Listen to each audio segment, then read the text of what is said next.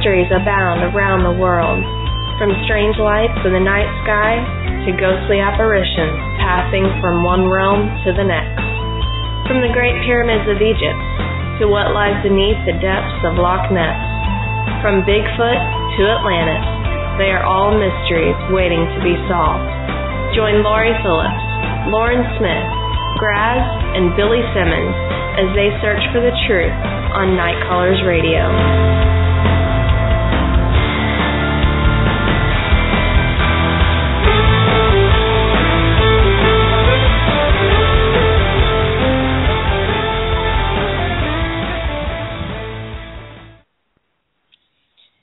Good evening and welcome to Night Callers Bigfoot Radio. Oh, I thought I was muted. Sorry, I'm not slow, I promise. All right, it's November 5th, 2015. Remember, the 5th of November. How are you guys doing tonight? Doing great. Doing great over here. We've got thunderstorms and coming on, bearing down on every one of us tonight. It's the way the line is. It's on every single one of us. And our guest got caught in a snowstorm on his way to the show, and I think he's here. So it's going to add up to be a very interesting evening. Graz isn't going to be here tonight, and I don't even know how to act without Graz around. I know. Billy? He's our steady dude. Yeah, the storms are actually past me right now, so we're good to go. They hit earlier this afternoon, So. Yeah, I'm about 5 minutes out from it landing on top of me. So, buckle down. We've been under tornado watch for about 5 hours now, and they've already had a couple of them. Around the Dallas area, not too awful far from me, so we're watching the skies on this end tonight. It's really hard to believe that we all live in the same continent, With all this different kind of weather going on and just, 600 miles apart, but I guess, it can happen. Sure enough. Yep. Well, we're all in Tornado Alley pretty much, so. Yeah. We were under a tornado warning and a tornado watch earlier around lunchtime. It was like, oh, good, it's almost Thanksgiving and we have tornadoes. Welcome to Oklahoma. Exactly. Yeah, the only thing that changes is the temperature. You're still under the gun tornado-wise for quite a while. Pretty much, like, year-round. Yeah, I think hurricane season's over with, but tornado season's never over with. Not in the South. Not here. That's right. I recall living in southwest Oklahoma, and they got hit by a tornado in January, and all the damage was covered with snow and wiped out a trailer park. Yeah. So you just never know. Yeah. Imagine that. Well, let's check that caller and make sure it is our guest before we introduce him. Okay. Hold on. Okay. Hello, it's me. Hi. You made it. I made it, yes. Oh, it's so good to hear you. With time to spare. Oh, my. I told him to be careful, that he was far more important than this doggone show. I'm just anxious to get on. Yeah. Well, now that we know you're here, I'm going to ask Billy to read the introduction. It's not very long. And I need to ask you, are you a chief now? I've been reading that you were a chief. Are you a chief now and not an elder? No, or are you still an elder? Really. I just acquired that name through our trips to the east and west, everywhere. Everybody started calling me chief, and that name stuck. Okay. And then I told everybody that if you're going to call me chief, there's going to be world peace. There you go. Yes. I tell you what, we are so excited to have you on, Leonard. I'm telling you. We had a guest on a few weeks back was talking about you, and I'm going, Leonard Dan, oh my goodness, Leonard Dan. And he's the one that got the contact information, so I did not know how to find you. And so I am tickled pink to have you on tonight, because we had him on, everyone, in 2009. And it was a really great show. He didn't get to talk as much as we would have liked, because we had a lot of call-ins that night. So hopefully tonight we're going to get more Leonard and less call-ins. Not to say that if anyone wants to call in tonight and talk to Leonard, that's fine, but let's try to keep it about 5 minutes, because Leonard is very special, and we really want to hear everything he has to say. The number is 347-989-0313. And, Bill, if you would just read that little intro, and then we'll get right to Leonard, okay? All right, that sounds good. Well, tonight, Night Callers Bigfoot Radio is happy to present Navajo elder Leonard Dan as we delve into the mystery of the Skinwalkers and other cryptids known to inhabit the area that he lives in. Leonard Dan has seen a Skinwalker and Bigfoot, so this should make for very interesting conversation and a night to learn a great deal about the force of nature. And welcome to the show, Leonard. Well, I'm glad to be here. Leonard, you've met me, and I want to introduce you real quick to my daughter, Lauren. And the gentleman that's talking is Billy. So, and we welcome you to our. Hi. And we welcome you to our campfire tonight, and hopefully you can warm up after being in a snowstorm. Where do you live, Leonard? I live right in the Four Corners area. I live in the Four Corners, Arizona side. Okay.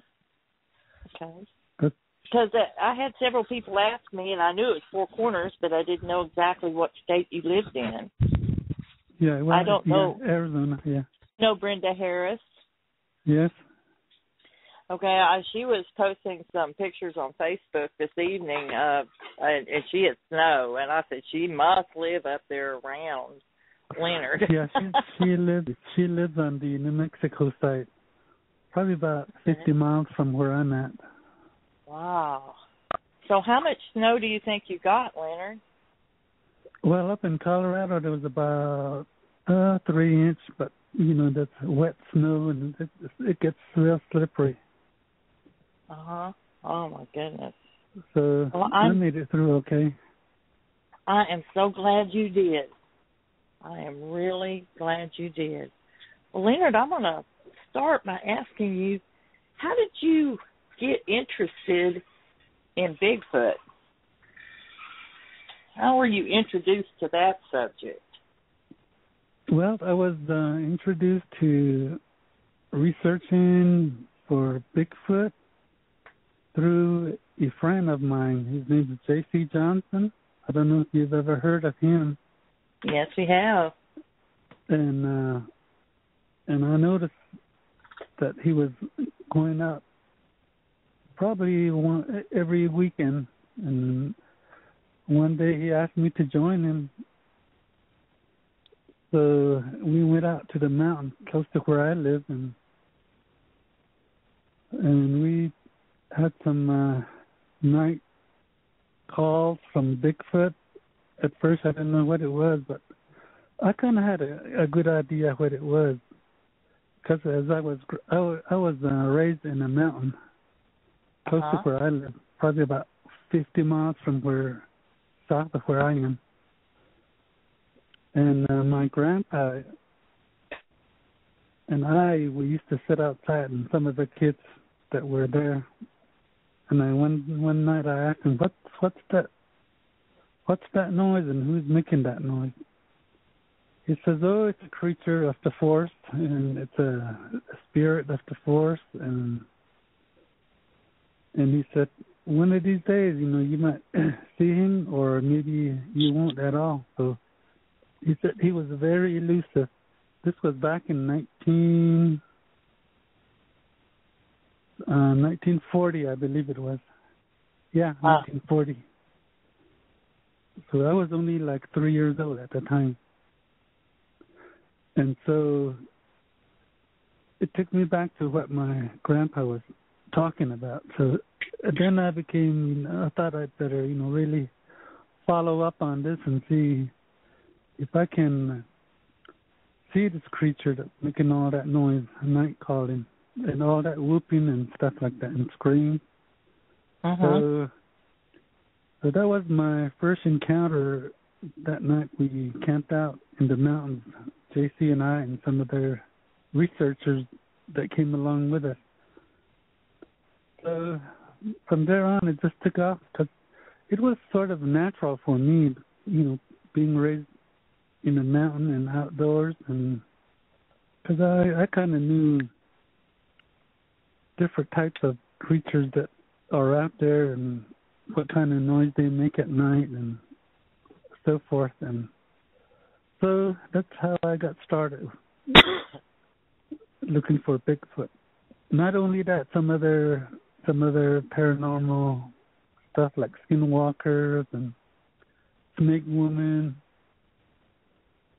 and some other creatures that I'll talk about as we go along tonight. That would be great, because not only do you search for Bigfoot, but you search for other cryptids as well. And in that particular area where you live, there are different kinds of cryptids that have been seen. Yes. So you heard this from your grandfather, and you had lived in the mountains your entire life. And did you ever get a chance to actually lay your eyes on one? Yes, I've seen through my trip into different areas, especially in the eastern and midwestern states. I've seen probably about 6 of them so far.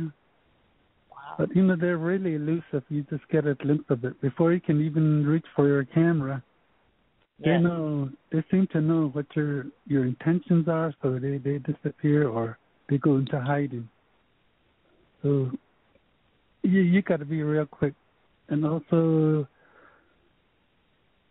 you kind of got to do what they do, go into hiding or hide behind bushes and do what they do. That way I think you can get a good, decent picture of them. And plus they're curious. So if you're hiding too, they're wondering why you're hiding, and I would think that they would be. I had one that was following me one time, and I decided that I was ahead of him and he was back to my right, and I decided to hide behind a big tree. Well, he tried to skirt around where he could see me, and I kept skirting around the tree, and he just kept getting noisier and noisier trying to see me. Yeah, and I had learned that from them, and I thought I would try it on him or her. I'm not sure. I never did see them, but I can't imagine that any other animal would do that. Right. So I was reasonably sure that I was playing with a Bigfoot that day. And so you've been to other states, not just up there where you've reached, just where you have searched up there in the mountains. What other states have you been to? I've been all over on the East Coast, from Florida all the way up to Pennsylvania, New York area, and all the way back across to Montana, Wyoming, and to Texas and Louisiana and all those areas. And pretty good, interesting country, Yeah. But, our main goal was to see if we could try to get samples of a Bigfoot, whether it was alive, or catch them by surprise, and see if we could get a sample of some kind, maybe even hair, or where they would have a nest, or where a place where they call home or lay down and stuff like that. I'm sure there is, but we could never find any of those. Yeah. What can you tell us about some of your adventures? I know you probably have a lot of stories. It doesn't have to necessarily be about Bigfoot. If you've had some stories about other cryptids. Let me start with my Bigfoot encounters first, and then I'll go into the other. My first sighting was here where I live.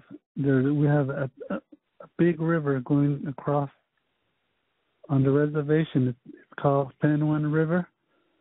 I've heard a lot of sightings down in there, so me and my crew, we camped out one night, and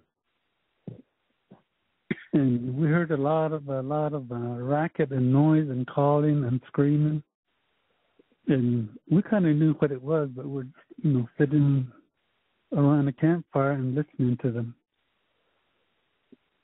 And the following day, we broke camp and we got into our kayaks and we started pedaling down. I took the lead, and I was probably about 50 yards ahead of my group, and there was about 6 of us.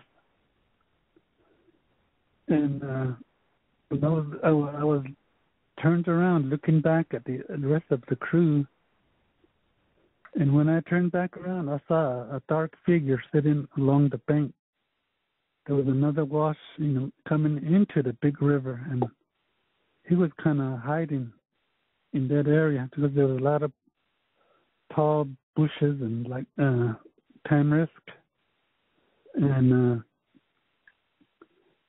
it looked like he was trying to catch a fish, or he was washing his hands or something. And in my kayak, I came probably about 20 yards from him. And then he couldn't hear me because of the river was making all that ripple sound and all that. And so he didn't hear me until he stopped and looked up, and he looked right at me, and he stood up, and he was probably about more than 10 feet tall. Wow. A real big muscular creature. And then he kind of looked around, got startled, and looked around. He stood in one place, and he took back off up into that draw where that wash came into the river. And I told J.C. Johnson to beach his kayak and go around, cut him off, because he was headed up that way. Through hand signals. We didn't have radios or anything. And they went and got, banked their kayaks, and they walked up to the banks. So I could hear him running through that brush, like he was just running in just a low-cut grass. It didn't matter to him whether these brushes or tall weeds could cut him, or they were sharp and cut, get into his skin, or I think he's got a pretty tough skin. So that was my first encounter. This time we were at a place called Land Between the Lakes. It's up there in Illinois and Kentucky, where they all meet in that one area along that river. Is that? I thought that place was in Tennessee, but is it not in Tennessee? I think they all cover those 3 states. Oh, okay. Is this where the Dogman was supposedly seen? And yes, yeah. Okay. So anyway, we were camped again. Me and these other guys that were with me, and there was this eyewitness that we had with us, and we were camped in the lake. We could hear a whooping sound, whoop, whoop. And then probably about 15 seconds, then he would say whoop, whoop again. All the way across, we could follow him. It was dark, we couldn't see him. But he sure made that sound. And this one guy, he was pretty good at making those calls. So he called at him till he disappeared or could no longer hear him, but he was still whooping as he went on by.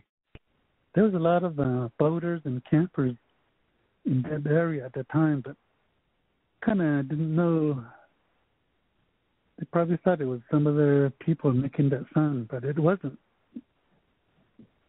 Because that earlier during the day, toward evening, we saw a big brown creature walking away from us, from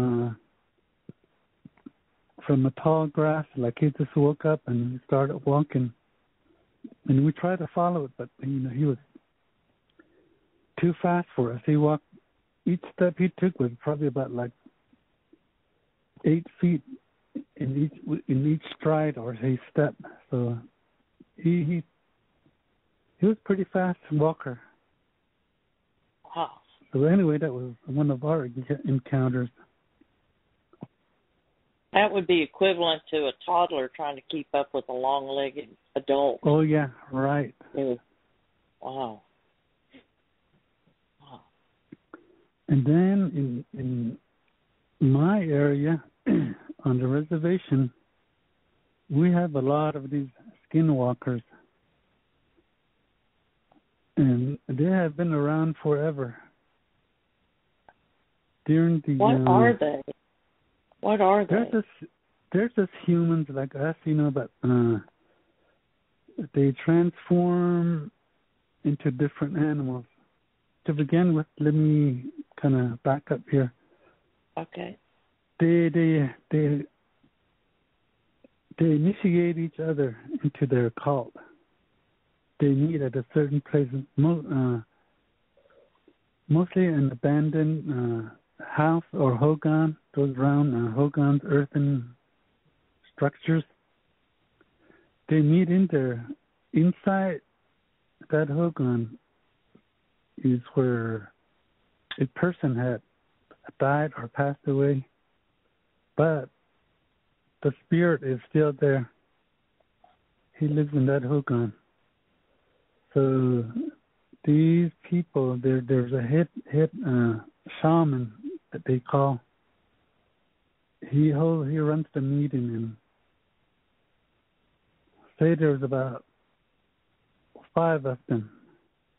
They're all kind of grown men, and each one are given an assignment to go do evil at somebody else's house. So before they start out, the hitman, he sings a medicine chant, and they all, I don't know, they drink some liquids of what they do is they go to these grave sites and dig up the bones of the dead, and then when they bring it back, they grind it into a powder, and then they put that powder into a drink. Then they drink it down. So they say that the spirit of that person that passed away is now inside them, so they can, move around and so that's what happens. Say one of the assignments is for this one to go about 20, 30 miles or so. There's a young couple that had just gotten married, and the lady is very beautiful, real pretty. And he says, your assignment is to break up that household, make them divorce, or have the husband killed in an accident, car accident. All these accidents and stuff like that they look natural. like there was no murder, premeditated. There was nothing suspicious about them. Yeah, nothing suspicious about them. And so what they do is they when they go to sleep, when people go to sleep at night, they can come inside your house and stand right over you and bend over and look at you right in the face, probably about 2 inches from you. And this is something that they can do. They float around in like an orb. They attach themselves into the corner of, or in your closet, maybe your bathroom, bedroom, and they sit there and watch. So in my tribe, they say, don't make plans or talk about it at night, because they're watching you and they listen. They're just right here, They're watching you. But for me, I know how to take care of myself, and I have some herbal medicine that I use to put on myself, and that way they don't bother me. And I burn some native incense, and it chases them out of your house. So would you discourage other people from talking about them that aren't prepared to protect themselves? No, because I already blessed myself and all the listeners. Okay. I sort of do a little shaman ceremonies too, so this way everybody's safe, for us to talk about it. Thank you. I was starting to feel a little uncomfortable.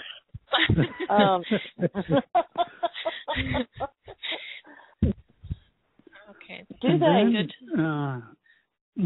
I have to ask you a question real quick. Okay. You say they can change into the shape of animals.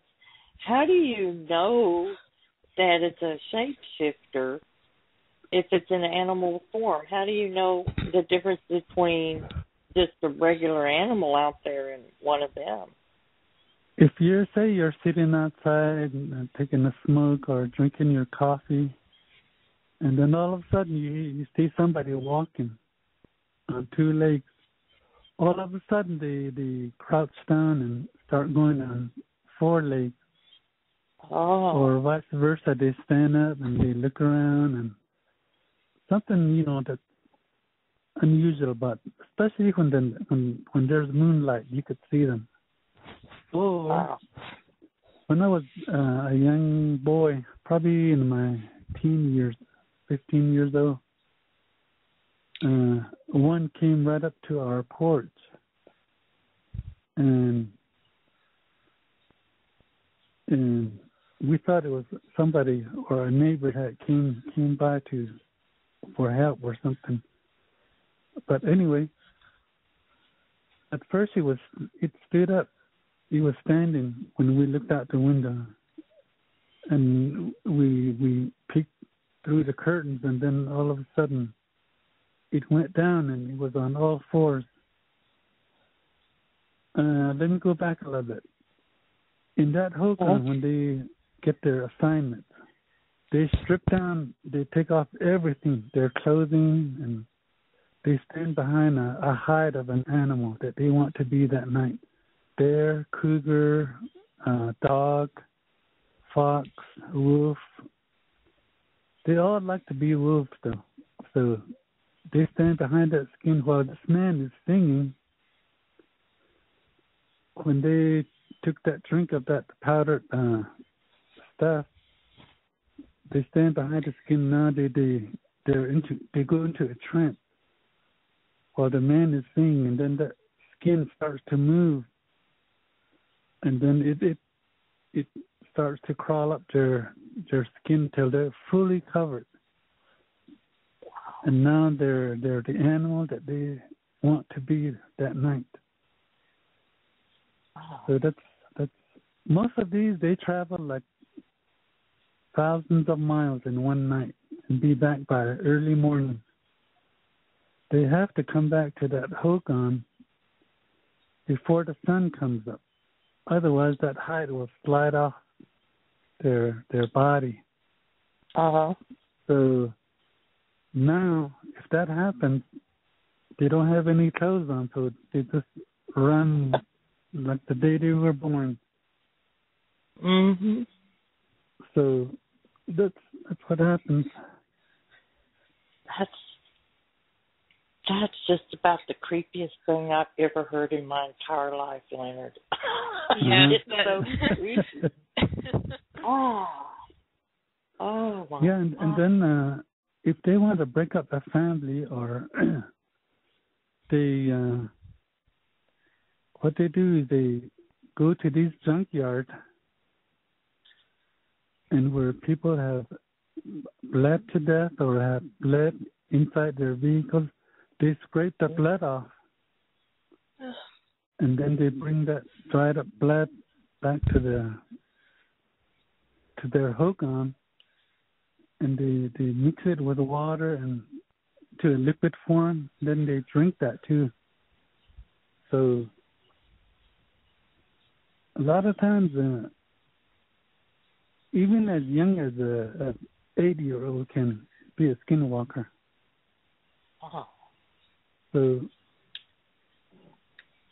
but it's mostly males that are skinwalkers, not females, right? No, they're also females. Wow. Females and teenagers and young kids. And one of the latest things they're doing right now is with this thing that's going on in the Middle East with the Arabs and all that. Yes. Those people are trying to learn that trade. Oh man! Because during the this thing's all started during the American Indian Wars. At first, they used to use them to go into a cavalry camp, and they gather information on when they're planning where they're going to march to and who they're going to attack, what camp they're going to raid and camp that, and take some captives. So that's what that was used for at the time. But as time went along, that all changed. Now it's all evil. So that's what's going on. You're saying that over there, our enemies are trying to learn the art of skinwalking to use it. Yeah. So that's why they tell us don't plan anything at night or talk about what you're going to do the following day, because they already know. That's disturbing. Yes, it is. Most people do talk about it in the evening time around separation, stuff like that. Does our government know that? I'm sure they do, but they don't believe in it themselves. No, of course not. It's too far-fetched for them. Yeah, you'd think they'd be more careful. They want hard facts, though. I'm sure. Yeah. We do have a question from the chat. Oh, go ahead. Go ahead and ask your question, Leonard. Leonard's listening. Okay.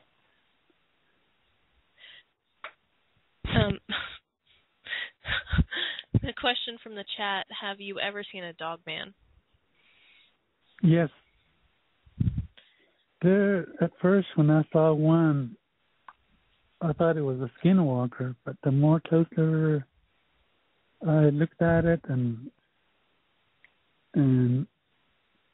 it was more more not like a skinwalker. This was more of a different type of animal. It could walk, but it could run and hop, skip, whatever. And it could all get on all fours. And as it runs, you could see the claw marks in the soil. Where the skinwalkers, you don't see that. Yeah. Where did you see this at, Leonard? Right near where I live, probably about Colorado border. That's about 80 miles from where I'm at. Was it tall like a Bigfoot or smaller? It was kind of tall, medium size, probably about 6 foot, somewhere around there. With a skinwalker, a lot of times you could see the type of their feet, or them wearing shoes. But where a Dogman, it's not that way. It's all like a regular animal, but only it can stand up and walk. Oh. And the features are really different. They're kind of more like a baboon face. Uh-huh. So they got that kind of bluish tint markings on their face. What about their bodies? Are they built similar to Bigfoot on their bodies? It's similar to like a German Shepherd. Huh. So it looks more like a werewolf, actually. Yeah. Drawing from a werewolf. Right. Wow. Oh. But those things are vicious. They can attack you and tear you to shreds. I believe that. So when you saw this one, how far away were you from it? Probably about half a mile away, I guess I would say. Okay. I was watching it through my binoculars, and first it was on all fours walking, and something kind of looked weird to me, because as it was walking, its back was kind of, it had a really high humpback. And I thought to myself, that's not no dog, coyote, or wolf.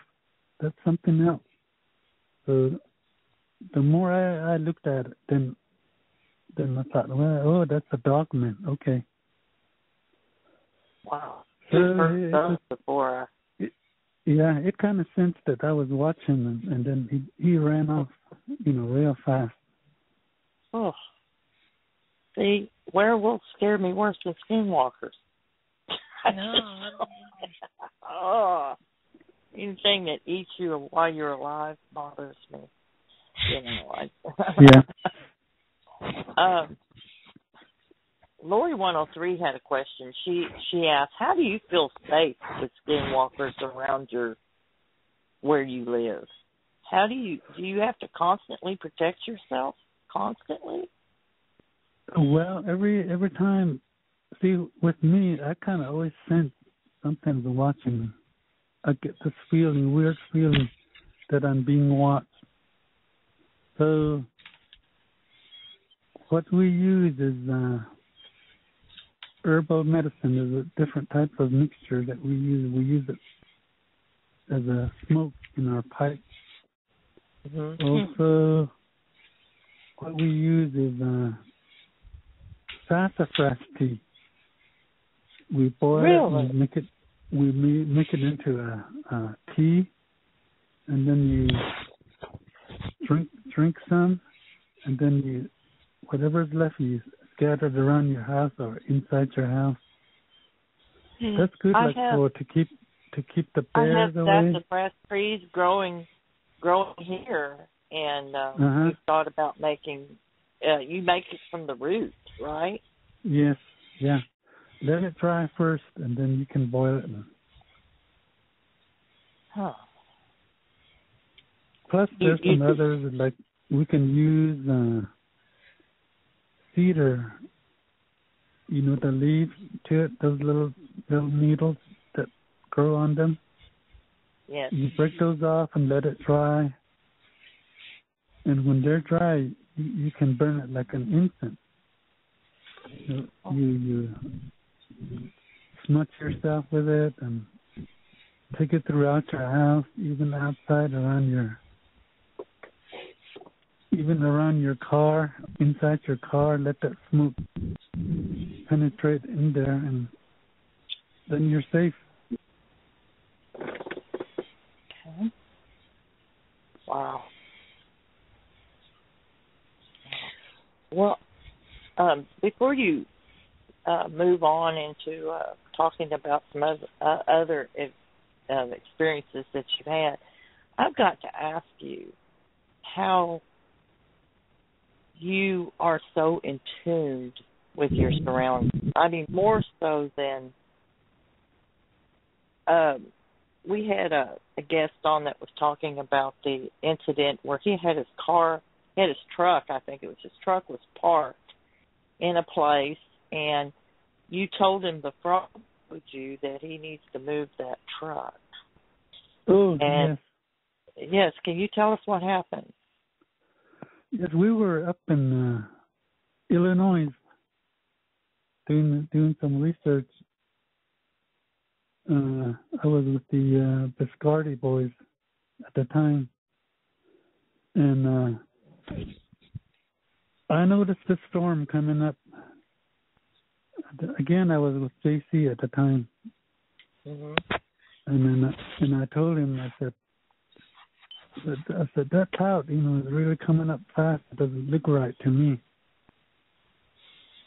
So then I said, well, let me ask my friend, the frog, weather frog. He's just about a little man, about 2 feet tall, in a traditional clothing. He wears a hat and a vest and a kind of like a buckskin pants and high lace boots. And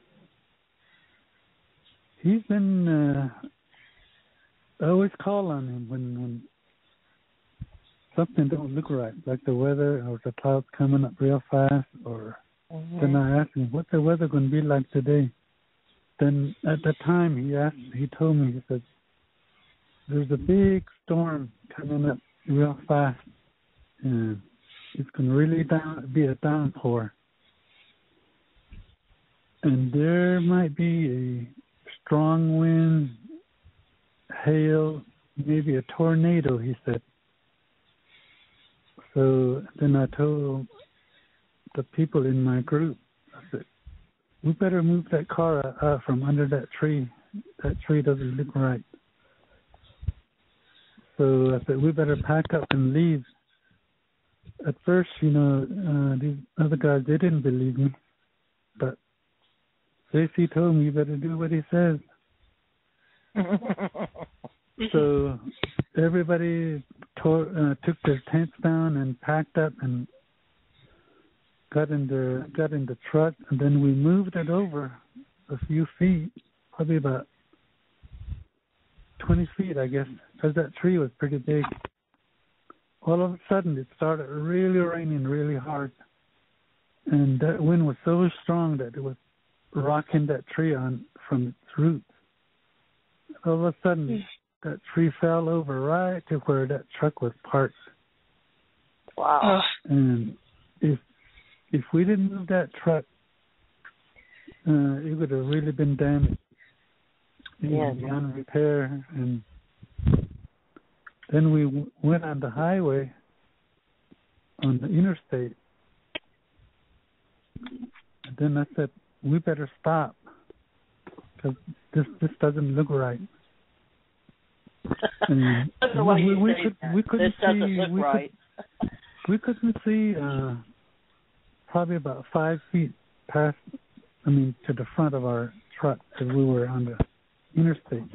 There was a lot of other cars going by, but I told them that we better pull off, so we did. And everything was just so white out, you know, the rain and the wind, and pretty soon our truck started rocking real bad, and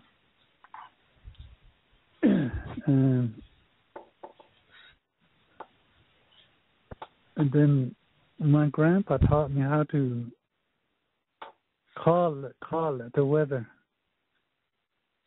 Say, hey, slow down. In my native tongue, I would say that.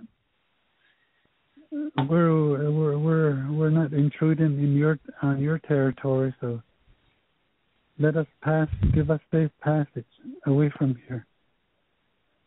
After saying that, the wind died down and it quit raining, and it let us go. But as soon as we left, it's behind us. It closed in on them again. So wow. That weather frog, and I was asking what's going to happen today and stuff like that. And then he says he doesn't actually talk to me, but through sound waves or however they do it, I could pick up his message. So that's another gift that I have. And then another one is if a person is really badly burned, like from a fire or electrical burn or maybe from a stove or something like that, that burn first degree type of a burn.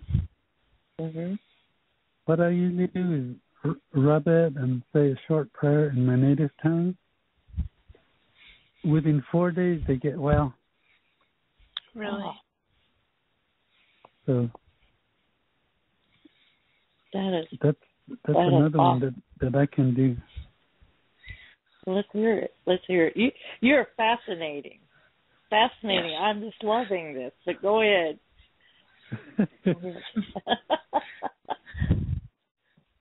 There's a lot of things that I know, but I need to sit at your campfire, and then I probably can talk all night. I would listen all night. Yes. So that's one of the gifts that I have. I'd only told you about maybe 2 or 3 of them. And another experience that I had was Snake Woman. A friend of mine was looking for his lost cattle in these deep canyons. Where I live, we have a lot of canyons, even though it's like a desert, on a high desert plateau, but we have canyons. Inside those canyons, we have pine trees and all kinds of brushes. And get the cows, they love to be in there. And the horses, sheep, they go down in there and eat all day if they want to. Anyway, these creatures, they usually come out in the springtime, say March, April. They love the wind, sandstorm. So this friend of mine was telling me that he said he saw a girl standing up on a small hill. He decided to ask her if she saw any cattle or where she's been. So he went up to her, and she had a blanket covered all the body and her face. You couldn't really see her face. She said she moved her hand through the blanket, and her hand was all scaly. Oh. And he said that that's really like he almost went into a shock, but he kind of stepped back and walked away from her a little ways. He said, "I can give you anything you want if you go home with me." That's what she said to him. And then to be jokeful, he says, "I want an ice cold beer." And then she reached into the ground and pulled out one. She said, "Here, this is yours. Open it and drink it." And then he kind of got suspicious and decided not to do it. And then this medicine man told him, "It's a good thing you didn't. Otherwise, you could have turned into a serpent or a snake, and you could have been a slave to that snake girl." And wow! When he looked for her footprints, there was none, because it was all sand, blowing sand. You could see there was just like a swath snake type thing all on the ground where she walked or came in.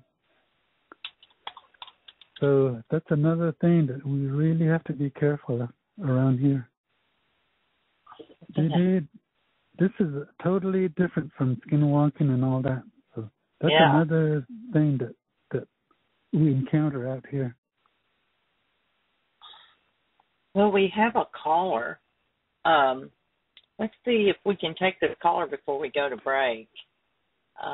Lauren, can you get that 727 number? Hello, 727. How are you doing? Welcome to Night Callers and Bigfoot Radio. Thank you for taking my call. It's Dale. Hello, Dale. Guys, I wanted to quickly tell you a quick story. First of all, the show is fascinating, and the chat room is even more fun, so I really appreciate what you guys do. Thank you. Hey, guys, back in 1984, my father was in charge of the Cub Scouts at the time, and we grew up in the Pacific Northwest, just outside of Bellevue, Washington, so we had a great place to camp and hunt and fish, and you always heard stories of Sasquatch or Bigfoot or Yeti or Wild Man, but it was always kind of in the distance, almost like Santa Claus or the Tooth Fairy, and especially if you grew up in that area. And I grew up with a father. He was abusive, alcoholic, but when it came to camping and being a Cub Scout leader, he was really, really good at that and refrained from drinking. Well, the only experience I had, and I don't even want to call it a sighting because I'm not sure what it was in the fall of 1985. He took the group out there, and probably about 2 to 3 in the morning, my father woke me up, and he said, "There's something outside you've got to see." And I figured it was a bear, raccoon. We've got so many animals up there that it's just incredible. You could see anything, any time in the Pacific Northwest, elk, anything. So me and my brother came, and we followed my dad deeper into the woods, but we could still see the campfire a little bit as the other kids were sleeping, and that's when he pulled my pants down and sodomized me. He stuck it. Oh, Lord have mercy. I am so sorry, Leonard. I apologize for that, gentleman. That is just awful. Yeah. Well, that happens everywhere. I know, but my God, I thought it was only going to be people are sick. I hate to say it. Sick. Yeah. Yep. I'll have to edit that out when I put it up on YouTube. Nice way to show respect, right? I know. And Lauren, I thank you for having your finger on the button. That was real quick. Appreciate it. Well, I think that we should go ahead and go to break. And when we come back, we're going to join Leonard again. And Leonard's going to share some more stories and maybe teach us how to do a few things. And I know you have so much to tell us. And it's just, I agree. No more callers. So I apologize, people. If you want to ask a question, join the chat and post a question there, and we'll take it from there. Because this guest is far too important to be that kind of thing. Okay. Welcome back, everyone, to Night Callers. I would like to apologize again to our guests and to our listening audience. for that call-in earlier. Leonard, are you back with us? Yes, I'm here. Yes, sir. Yes, sir. This is Bill. I have a question for you. With the First Nations people, what do they consider the Bigfoot and the Sasquatch to actually be? How do they view them? Hold on, I can hardly hear you. Okay, sir. I'll try it again. I have to apologize. I'm in the middle of a really strong thunderstorm now, so it's cutting my signal in and out. Guys, if y'all can understand me, I'll let Lori take over. I can hear you, but okay. Do you want me to ask? Yeah, if you would, Lori, because I know this phone is breaking up on me pretty good. Okay. His question, Leonard. Hello, Leonard. Welcome back. Hello. The question was, he wants to know, what do the First Nations people, specifically the Navajo, what do they think that Bigfoot is? Bigfoot is a creature that they acquired a lot of these healing powers, and that's where they learned. Bigfoot taught them all these different healing songs, ceremonies that we have, and so they value Bigfoot like a spiritual being. Okay. So they say, leave it alone. He's here for a good cause. Okay. So we I don't go out to do him harm or anything, or to violate his way of life. So that's I've been told that by the elders.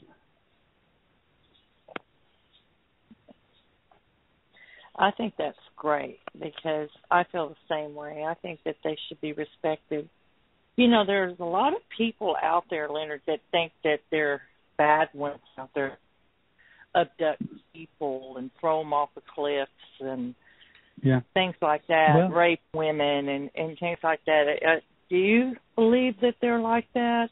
There can be some that are like that? I've never came across anything like that. They don't become violent or try to harm you, or they're just kind of like, gentle beings. And if we could, we probably could communicate with them, but they're so elusive, they keep to themselves. They don't want to be exposed to the world. Yes. What they are, who they are, and where they come from. They're all in the world by themselves. At first, there used to only be a few, but now there's thousands and thousands of them. I don't know, they either come through a portal or some other place because we still don't know what they eat, and yet they're so big and well fed, Yes. They got to go somewhere to eat. And there's been people that have found deer kills that were real unusual. The neck twisted. In fact, livestock. Livestock taken, fish being bitten, and stuff like that. So, but that's conjecture unless you see them do it. But I have found a fish that had a perfectly human-looking bite, but the bite was way too big to be a human. But I could see the actual teeth marks in the fish where it just took the softer part of the fish belly and bit it out. And, of course, then there's been all kinds of pictures of things that, of deer kills that were I just don't know what could have done that. And same way with livestock. So, I don't know. I think that they do find plenty to eat. In fact, there are some people, and I'm one of them, that believe they work with other animals to, other animals like coyotes and stuff will come in and scavenge their kills so that there's no evidence left. Yeah. And so, I don't know. There's so much that we don't know about them. I mean, it's just... Right, yeah. It's just... we need to do a real good study on them. We need to really live among them and communicate with them. That way we know what's going on with them. Well, have you ever heard stories of tribes way back that traded and bartered with the Bigfoot? And Bigfoot actually attended their gatherings, their celebrations and stuff like that. Have you've heard stories? Yeah, at the time, way back, I don't know, thousands of years, there used to be giants living on this earth, and they were big people. And Bigfoot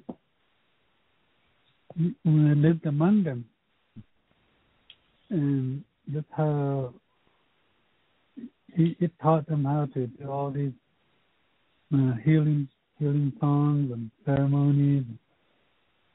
Like people,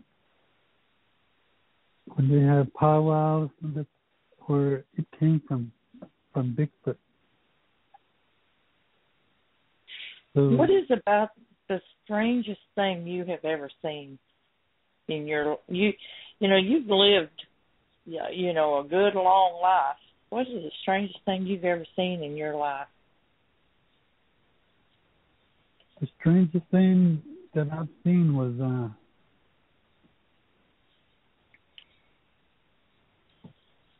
one of these wolves took a small baby that was still in the cradle. You saw what? A baby in the cradle. Uh-huh. These people were gathering wood, and the mother put the baby against the tree in the cradle, and they kind of moved away from where the baby was, because it was asleep. And this creature came by and took the little baby, and they went searched the whole area, and even the whole community came up to where the baby was last seen, and they couldn't find it, and not even a track. So, did anyone see the creature? Yes, these medicine men, when we call them crystal gazers.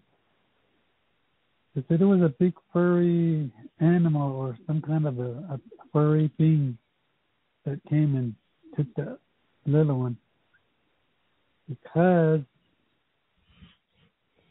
one of their own kind had lost their baby, and so they took this little one, the little baby, and replaced it with the one that died. So it was. And it's called a crypto gazer. Yeah, you're fading out. You're fading out. The medicine men were called crystal gazers. Oh, crystal gazers. I'm sorry. I'm having a storm here tonight too, and I'm having a hard time hearing. Yeah. Apologize. Wow. So the creature took the human child to replace its lost baby. Yes.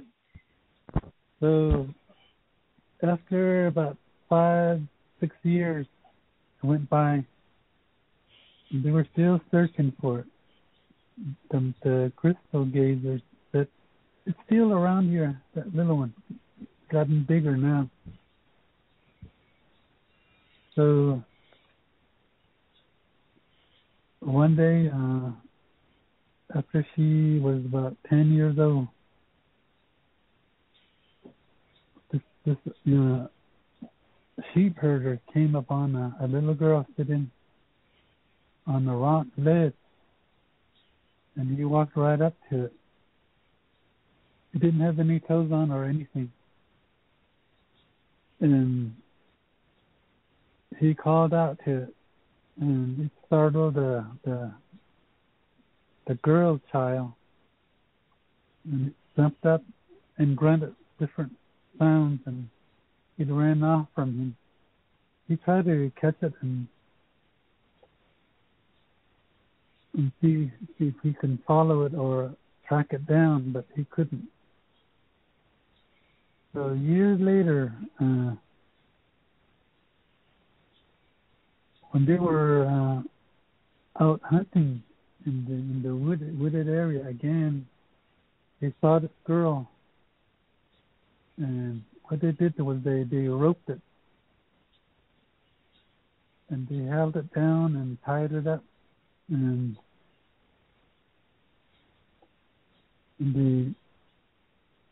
she couldn't talk. All she did was grunt, groan, and like an animal. So they took it to the hospital, where they kept her for several days. And this girl is totally different from us humans. She's an animal.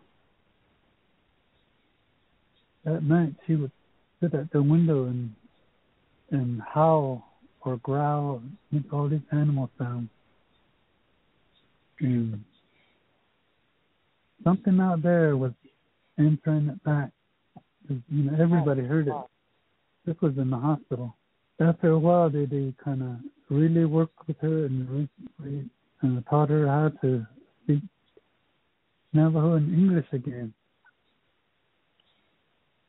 And so years later, after she grew up to be a young lady, she kind of got her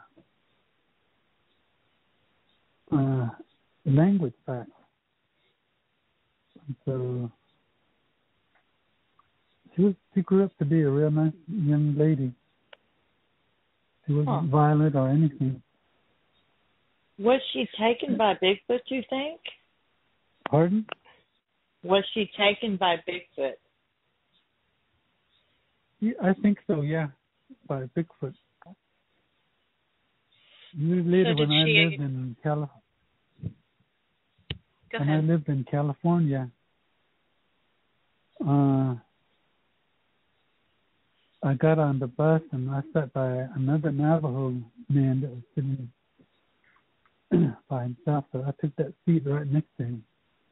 And there was a young girl kind of ahead of us there, 2 rows down.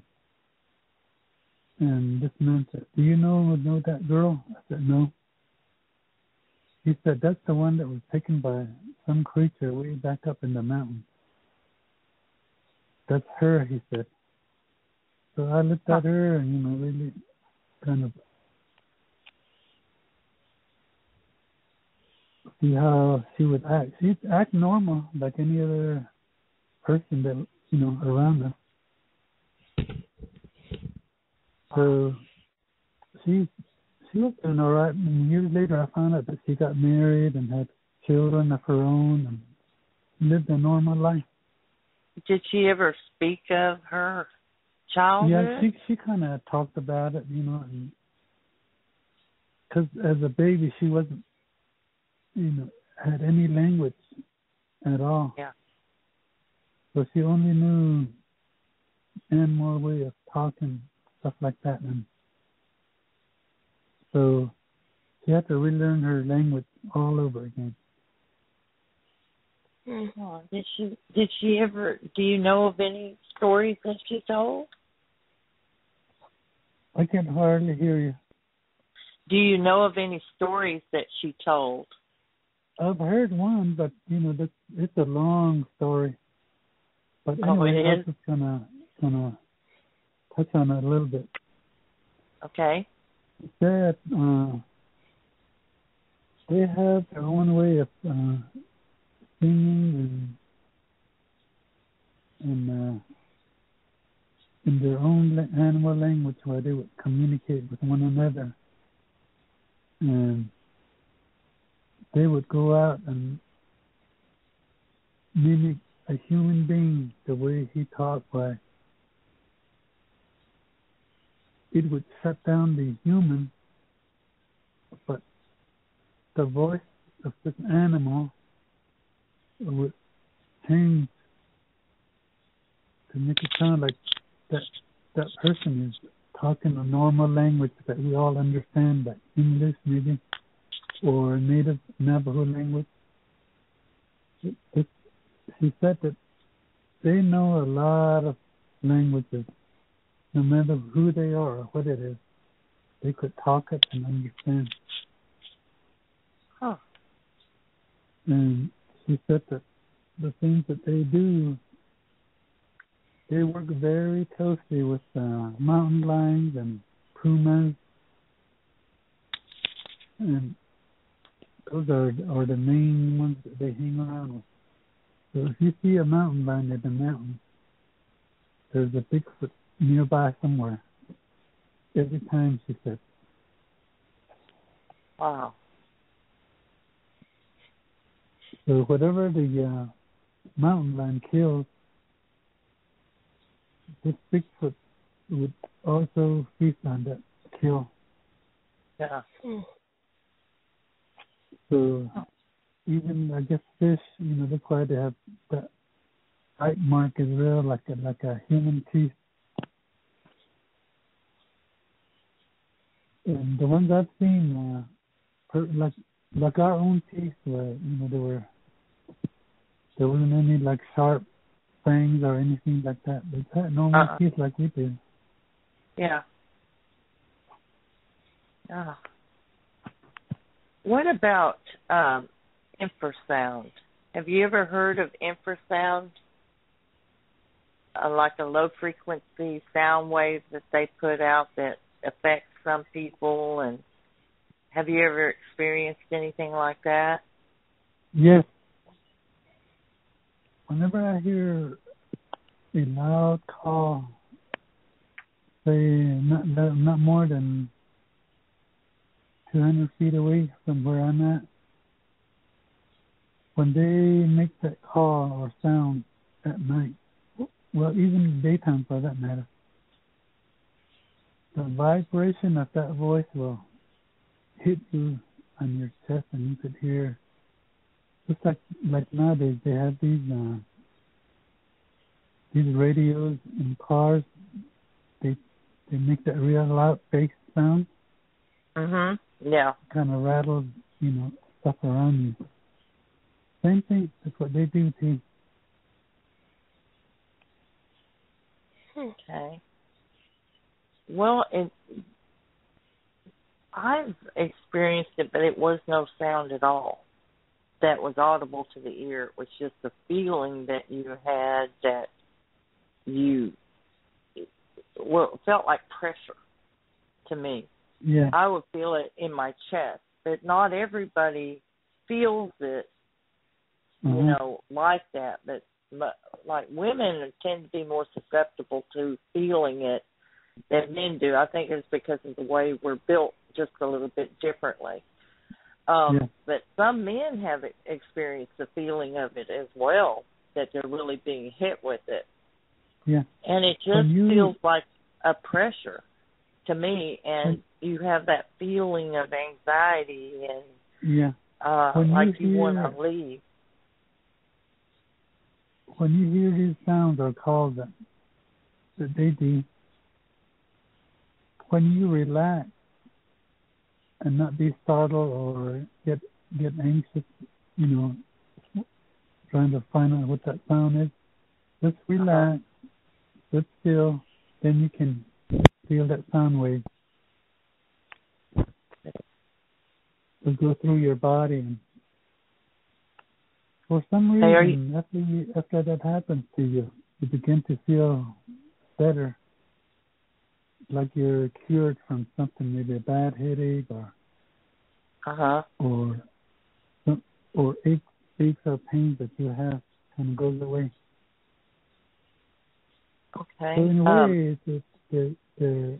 they got medicine to help you out too. Yeah. Are you speaking right into the phone? Yes. Okay. You were kind of sounding a little muffled, and I don't know if it's just my phone or does he sound muffled to anybody else, but I'm trying. When you guys are talking to me, it sounds muffled too. Huh. So it must be in the line only somewhere. one with the clear phone tonight is Lauren.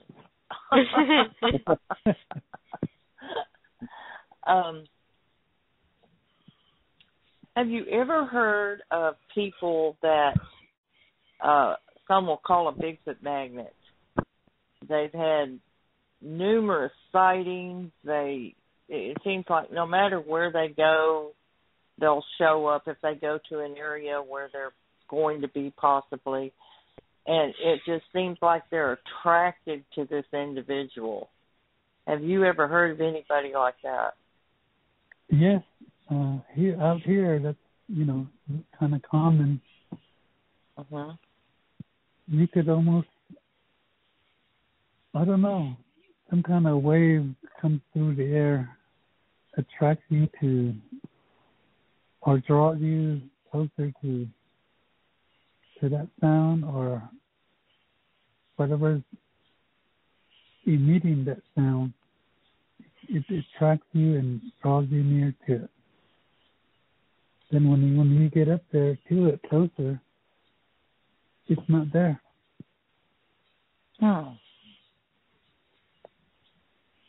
What would you tell people to do if they were in an area and they were present in the area? You can't see them, but you know they're there. You can hear them stepping around out there. You see eyes shine. You know they're there. What would you suggest to people to maybe try to get them to come closer, or try to communicate, or to have more of an interaction? What things have you tried that didn't work, and some things that you might try that might work? That too big a question? At one time I was down in Kingman, Arizona. We were camped at this individual's cabin. We had our tents up, and we were sitting around talking. In the evening, it got dark. And I was sitting kind of off to the side, and I was looking around. Up on this ridge, there's some tall cedar trees and pinyon trees. And I looked up there, and I saw eye shines up there. These things were huge and tall.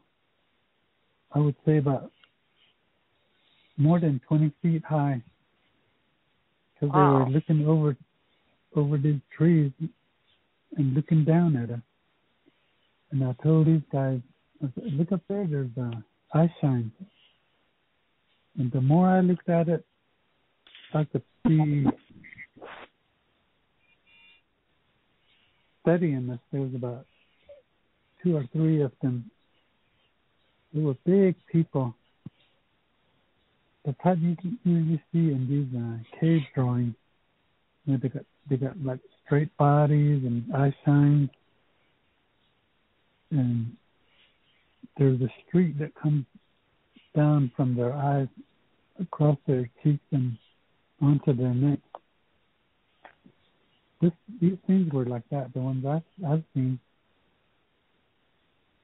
And everybody just sat still. At first, I didn't tell nobody. I was just, studying it, looking at it. And like it was wanting to communicate with us and near a little bit, but not probably about 10 feet. It moved in toward us. And then I said, there's a nice shine looking down at us. Nobody paid attention. They just kept on talking casually. And so they were more interested in us on what we were doing or saying. to me, it looked like they understood what we were talking about. And so then for about 2 hours, they stood there watching us. They didn't even move or try to hide. They were right there looking right straight at us. I could see it plainly, as if the sun or moon was shining. So to me, that was a different type of creature. I would have to say so, like because Bigfoot. I've never heard of a 20-foot tall Bigfoot. That's just... Yeah. This one looked more like an alien being than Bigfoot or any other creature. Because you're just a weird magnet. I swear you have seen some strange things. And so somebody's going to ask you if you've been smoking peyote or something, and you saw these things. Having visions. Let me tell you about this other thing that I used to do in my travels, especially in the Midwest Tennessee and Kentucky. These people that put us up for a couple of days one time, there was this guy. He said he's had a bad pain on his hip for about 2 or 3 years. And then I told him, I said, sit down right there. Let me look at it. So I placed my hand on where he showed me where he was hurting. And I said, did you ever lay down on a snake, even in your tent or a campground, and you didn't know that snake was underneath your tent or your cover? And he says, yeah. One time he laid down in his bedroll, and underneath his bedroll, I guess a snake had gone in there. And as he was rolling on, he killed that snake.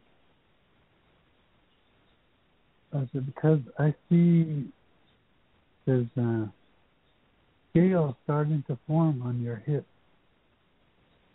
Oh. And then he says, it's really paining now. So I said, well, so what I did was I got a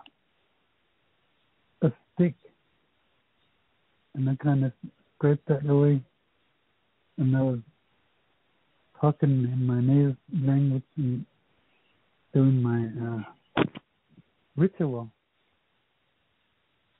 I said, how do you feel now? He said, the pain went away. Then I told him, I said, you'll be all right in 4 days. So after that, he could move around real good. He was limping around. And so after 3 days, all that scale fell off. 4th day, he was good as new. Well, what did he do wrong? Was it killing the snake, or was it laying on the snake? He wasn't killing it, but I guess he didn't know that snake was underneath his bedroll. Huh. So he didn't actually sleep with it, but it was underneath the bedroll. So he kind of rolled around on it, I guess, and killed that. Oh. He didn't mean to. Yeah. So then another one, this was a lady. She said, I have a real bad pain in my shoulder. And she said, I don't know what I did, or I kind of pulled a muscle or something, she said. And I said, then I got a pan of water and I looked into it, and it showed me what was wrong with her. She said, then I told her, I said, did you touch something or lift up a dead animal on your shoulder? And she said, yes, I did one time. I said, and that rotten smell that it had, it went and settled in your sinus area. So every time you smell that smell has not gone away from you. I said, she said, yes, it hasn't. I always smell it sometimes, even in my sleep. Huh. So I performed another little ceremony on her. The following day, she was good as new. So who taught you how to do this? That's how I help people too. Yeah, who taught you how to do this?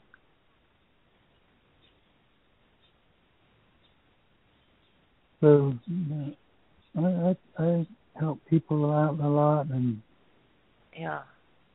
do researching and studying about the animals.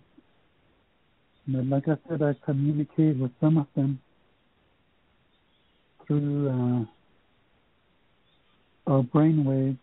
You know, they kind of stare at me, and I in return I kind of stare back at them, and that's how we talk. So that's why a lot of people, they start calling me Chief.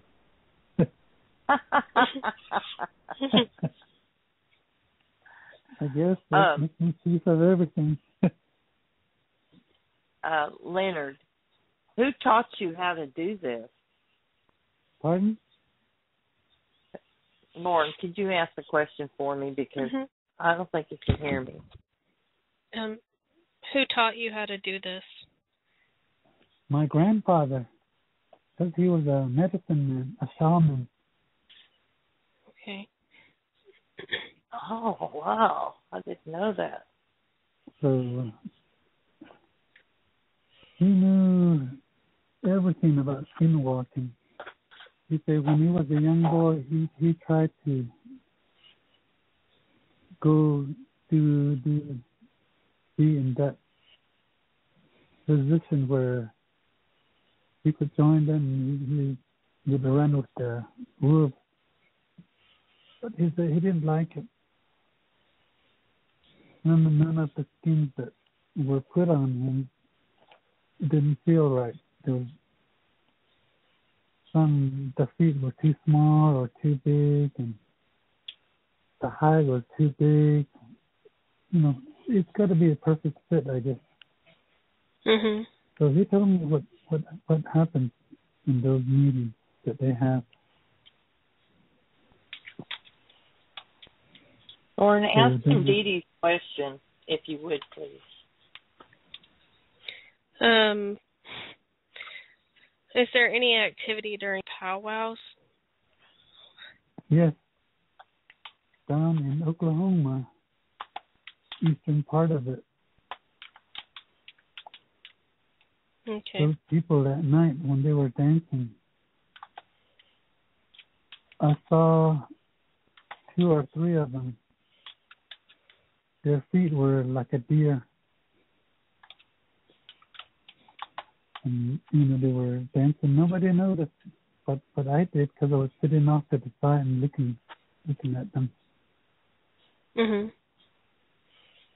So they practice that too. Some tribes, they witch you or cast a spell on you through your photograph or pictures. So, and then there's these skinwalkers, when they look at a picture, they put themselves through the picture, so they're in that area where that picture was taken. This is how another way of travel that they use.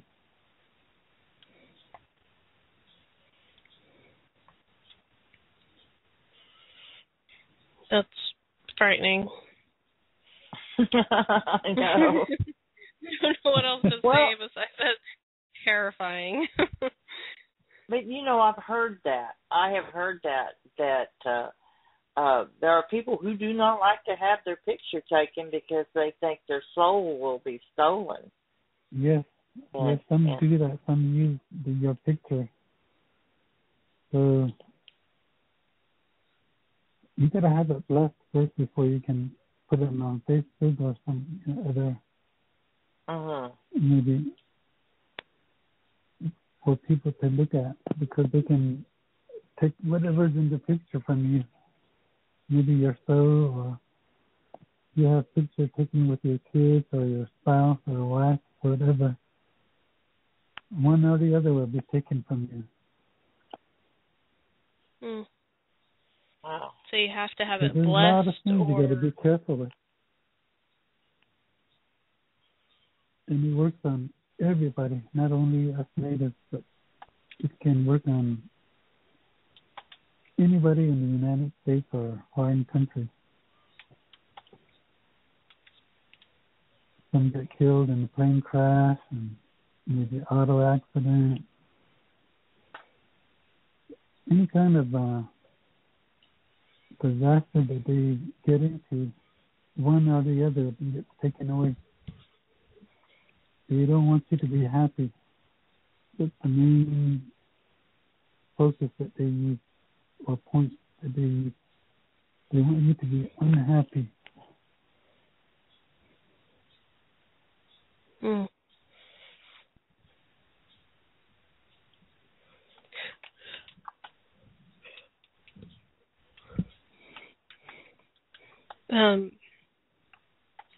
See, I'm just trying to make sure we have all the questions answered. Go ahead and ask the one about the portals, because he did mention to me when we talked on the phone that his grandfather had, I think it was his grandfather or his father, warned him about the portals. Yes, the portals. Is that correct, Dan? Yes, we were kind of tending sheep in the mountains. And we were kind of walking along this ridge at the base of a cliff. And my grandfather said, "You see that rock there? It's kind of like looks like a door. It was kind of like chipped away."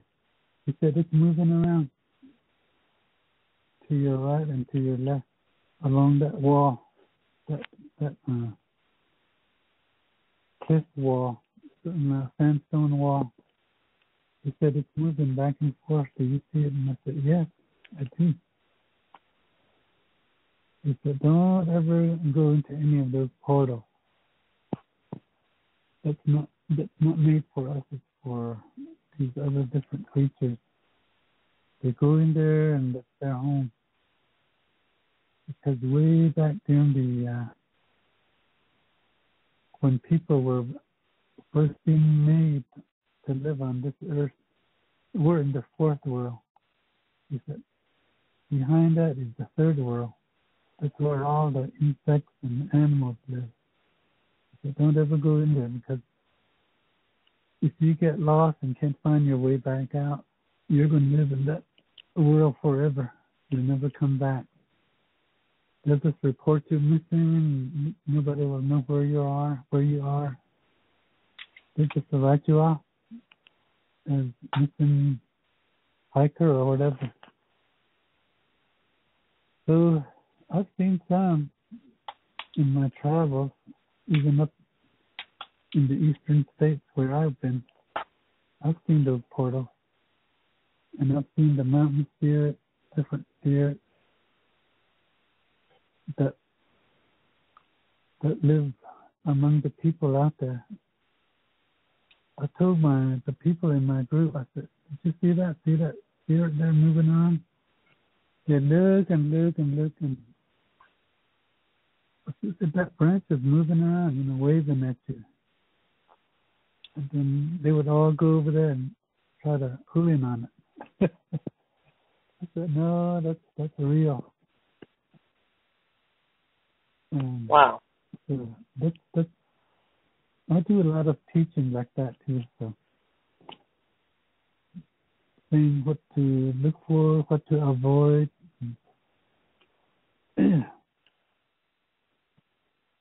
Different things like that to keep them out of danger. I don't want nobody hurt in my group. So and I look out for them also. Okay, we're having some technical difficulties, Dan. Hold on.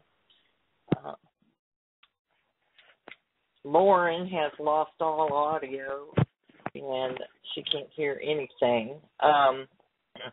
Bill, can you hear me? I got mine. I got mine back. Okay, good. Can you hear me good, Dan? Yes. Okay. Well,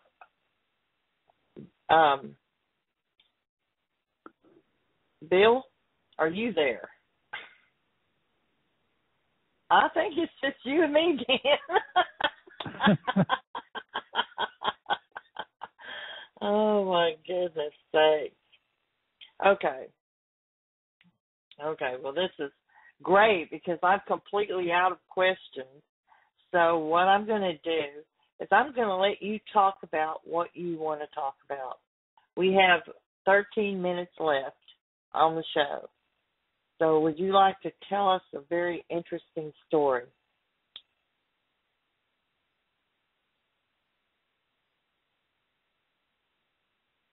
Hello? Oh, no, he's gone. Oh, have mercy. And I'm here all by myself. I hope anybody that's out there listening can hear me. I'm back if you can hear me. Hi. I felt like I was so alone.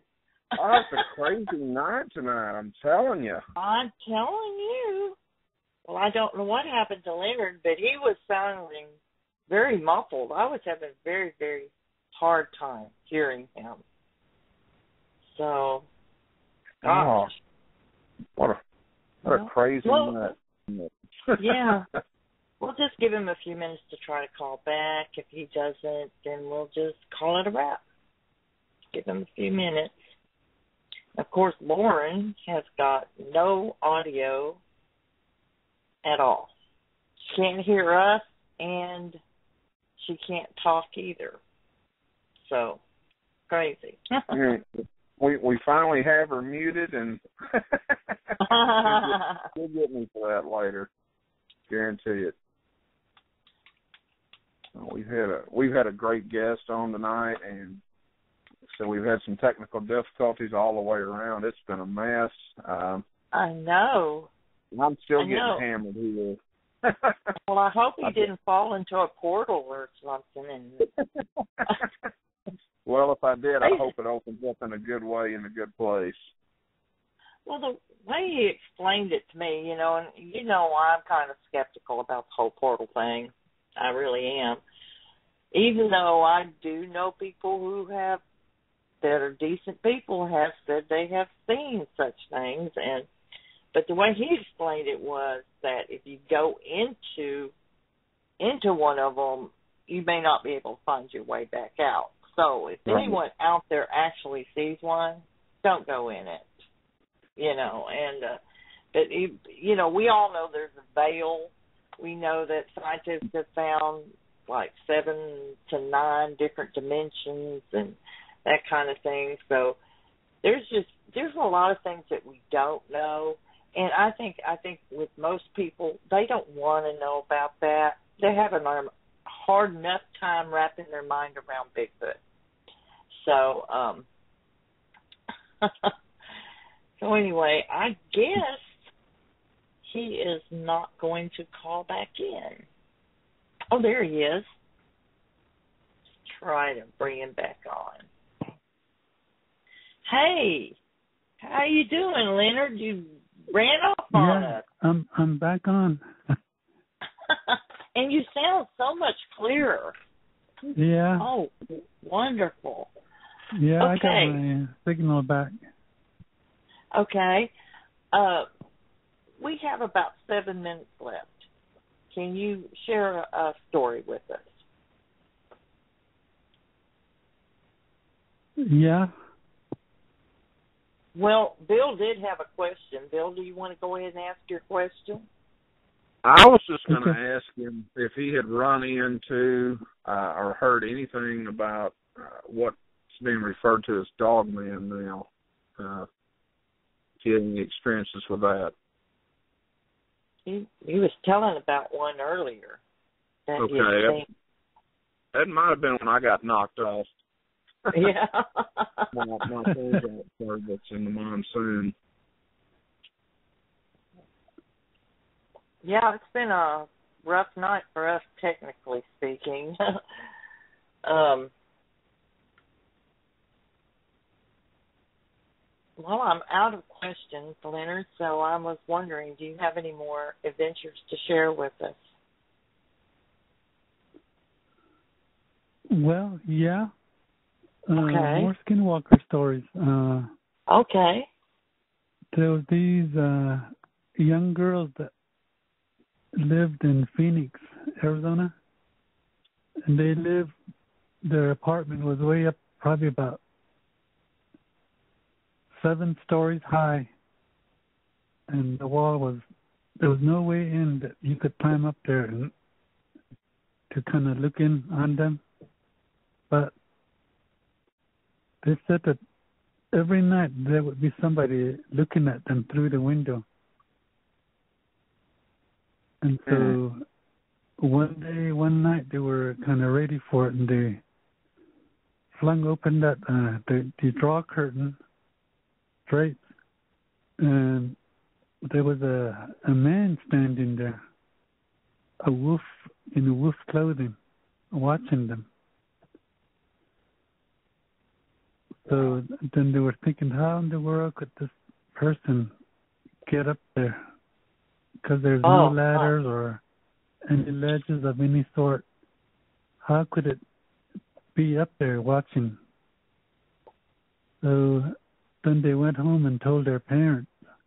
And the father of one of the girls told them, that's a skinwalker,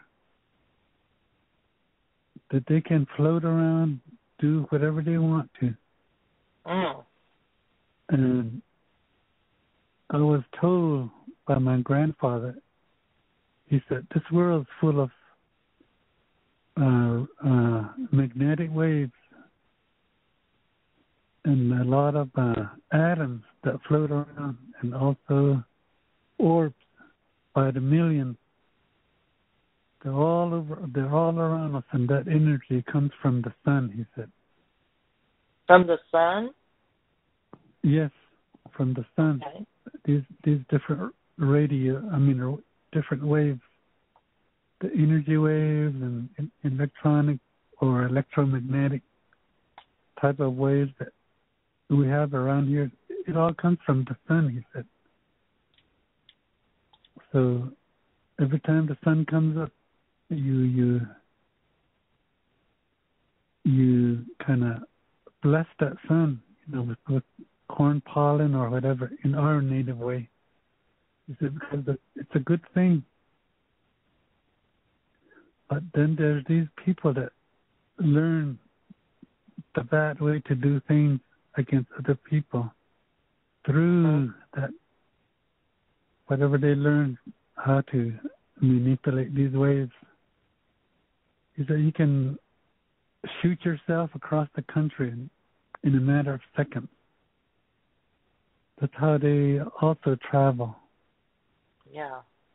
And they'll put a spell on you or cast a spell on you, and then they'll come back just that quick and be home, and then you'll be suffering from whatever evil they did to you. So they do a lot of things way more modern than what the science are doing right now. They're way ahead of our time. So you think they're using what's the word?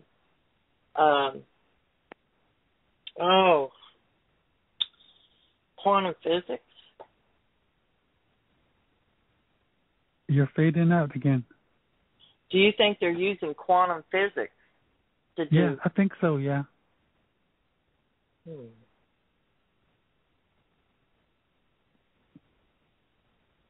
Wow. So they know how to travel much more quicker than anybody else could. Mhm. By airplane, train, cars, or whatever. Yeah.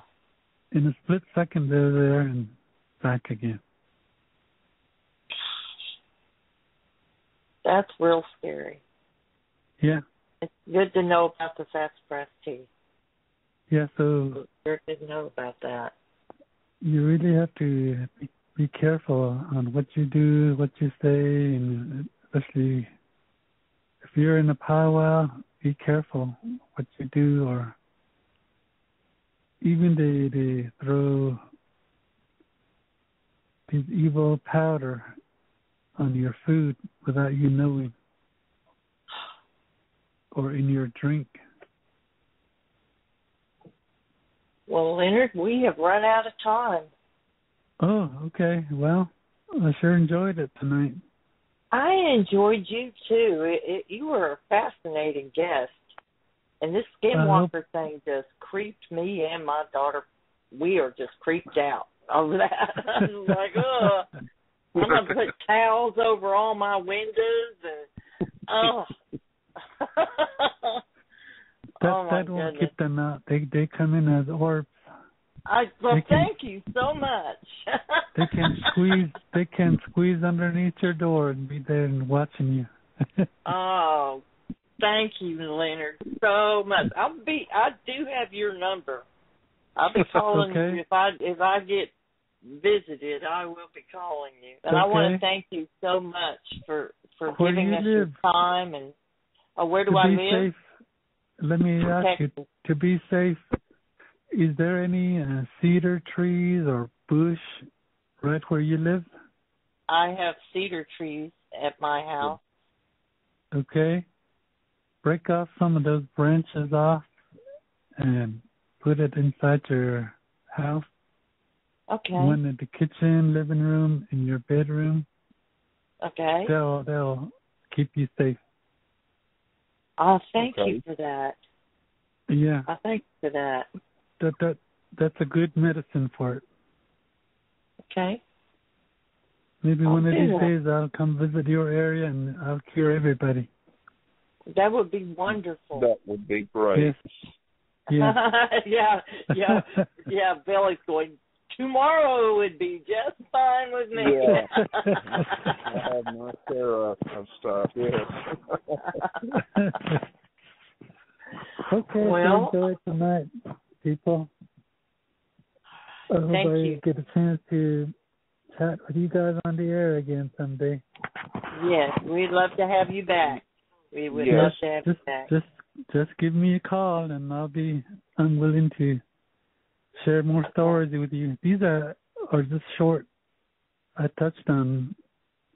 I know, but it was still really good stories. They're really long stories, but with the time being short as it is, I just kind of touched on it here and there.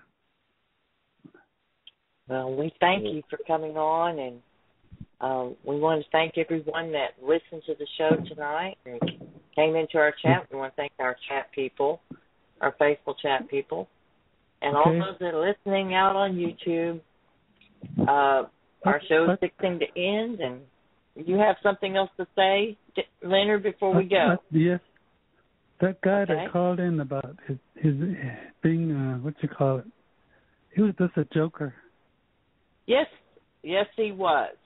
Yeah. And a poor joke. It didn't really happen to him. He just wanted to disrupt the program. Oh, well, we're sure that didn't really happen to him. And if it did, I feel sorry for him. But I just have to say this, that... Yeah. He's just a joker, so don't worry about it. He's still getting edited out. He's not making it to YouTube. Yeah. Nope. It'll be like he never called in. Yeah. Okay. All righty. All right. Well, everyone, say good night. Say good night. Good night, everyone. Good night. Take care. Good night. Be careful out there. You're trying. We will. You too. You too, Leonard. Okay, thanks. All right. Good night. Good night. All right. Good night. Bye. Bye.